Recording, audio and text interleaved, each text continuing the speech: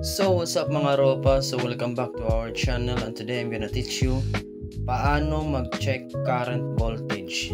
So using this multimeter USB or USB multimeter is dito natin malalaman kung may pumapasok na current or voltage dito sa unit.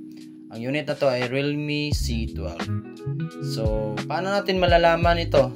So using this PISA terminal battery, dyan natin siya i-tester. So ito yung multimeter, digital multimeter tester. I-set muna natin ito sa continuity para hanapin natin yung polarity. Kailangan talaga before tayo mag-proceed sa mga diagnostic, kailangan hanapin natin yung tamang polarity, which mean positive and negative.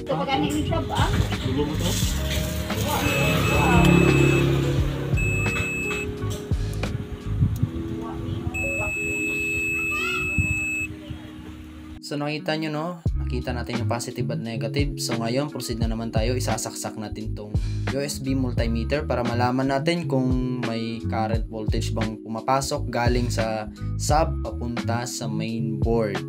So ngayon, makikita nyo na may nakalagay dito na amperahe, 0.08. So hindi pa naka-plug in yung battery sa port niya. So ang voltage is 4.9. So, kailangan mag-reading ito ng 3 point plus above 4.0 minimum. Okay, yan yung normal. So, i-test na natin. Okay, positive, negative. So, ayan.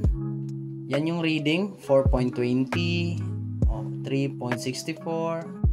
Hindi ba, basta hindi bababa sa 3 below kasi hindi na normal yan, yung supply niya. Hindi na niya mapapagana yung unit.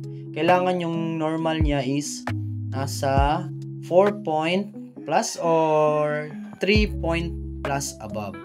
Okay. Ibig sabihin normal po yan na voltage.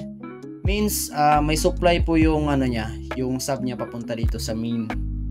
Okay. So yun lang po at sana may natutunan kayo sa video na to. Peace.